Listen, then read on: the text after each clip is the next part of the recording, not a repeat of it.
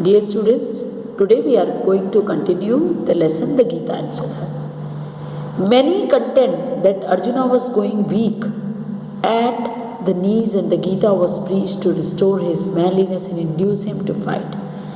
In their view, the Gita preaches not only Karma Yoga, the philosophy of action, but also Yuddha Yoga, the philosophy of war.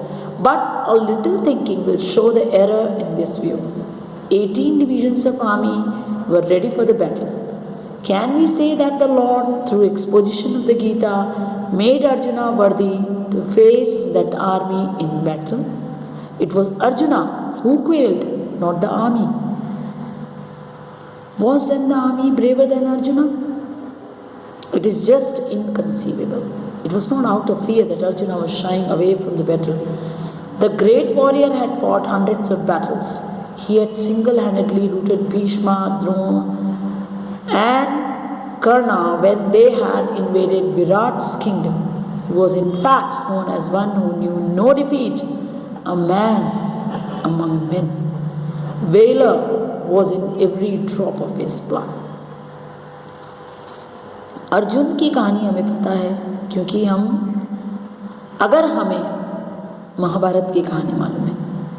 Mahabharat जैसा कि हम लोगों को मालूम है अच्छी तरह से कि कौरवों और पांडवों के बीच हुई थी और कौरवों ने उनको पांडवों को जुए के खेल में चीटिंग करके है ना धोखे से हराया था और वो जुए में उन्होंने पांडवों ने एक करके अपने जो युधिष्ठिर जो थे उन्होंने खुद को फिर अपने चारों भाइयों को फिर अपनी वाइफ द्रौपदी को सबको दांव पे लगा दिया था।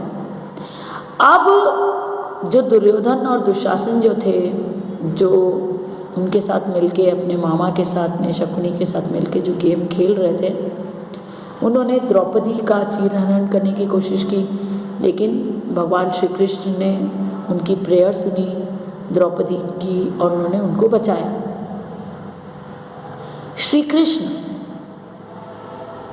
विश्वगुरु जो सब जानते थे उन्हें सब पता था कि अब क्या होगा अब क्या होने वाला है और क्या सही है और क्या गलत है जिन्होंने हमेशा से एक ही बात कही है कि आप जैसे कर्म करते हैं वैसा फल आपको भोगना पड़ता है यानी हम सबको है ना।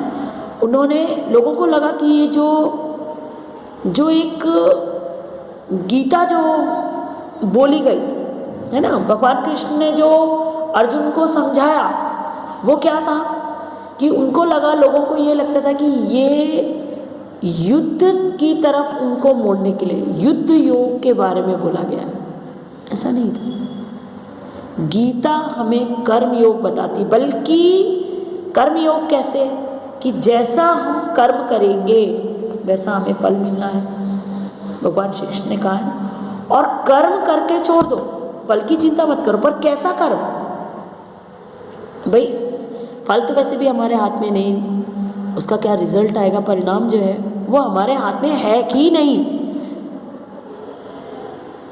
तो भगवान कृष्ण ने उनको उनका स्वधर्म उनका धर्म अर्जुन का क्या था उनको याद दिलाया और ये बताया कि भाई आज तुम्हारी क्या ड्यूटी है।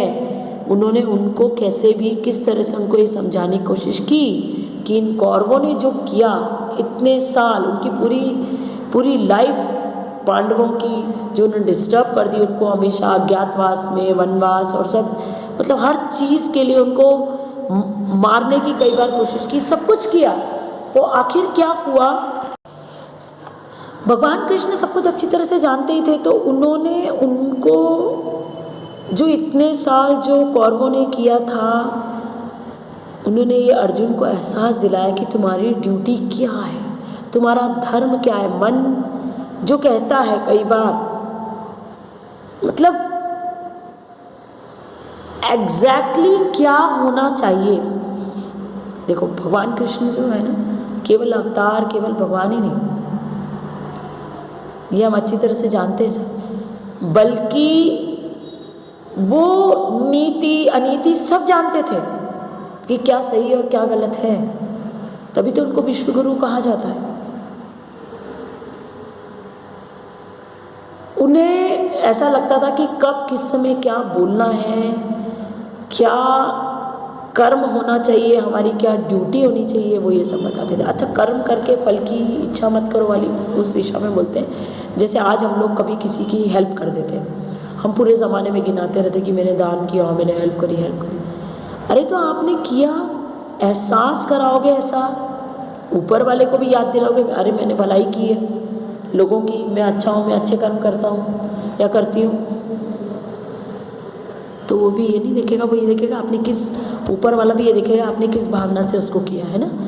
तो ये सारी चीज़ें, अच्छा विराट वाली चीज़ें और ये सारी चीज़ें, विराट की क्या कहानी है एक्चुअली हमें अच्छी तरह से मालूम है कि क्या हुआ था जब ये जुए का खेल हुआ ना, तो उसके बाद में शकुनी तो आए इसीलिए थे। महाभारत में क्या क्या हुआ आप में से कईयों को मालूम ही होगा कि शकुनी तो आए इसीलिए थे कि उनको यहाँ कहाँ पर, हस्तिनापुर में, कि उनको अपनी बहन का बदला लेना था। कैसे कि उनकी बहन जो गांधारी थी ना, ये जो धृतराष्ट्र थे वो ब्लाइंड थे और वो अंधे थे मतलब, और मुझे तो लगता है कि वो अपने संतान की उसमें भी अंधे ही थे, उनको सही गलत कुछ समझ ही नहीं आता था, ब्लाइंड थे वो, है ना। दुर्योधन, दुशासन, उनके प्यार में, अपने बेटे के प्यार ने उनको ब्लाइंड कर दिया था। जैसे उनको सही गलत समझ नहीं आती थी, या वो जान करके समझना ही नहीं चाहते थे कि अगर वो समझ लेते तो उनको पांडवों को उनका अधिकार देना पड़ता। अच्छा, ये जो पांचों पांडव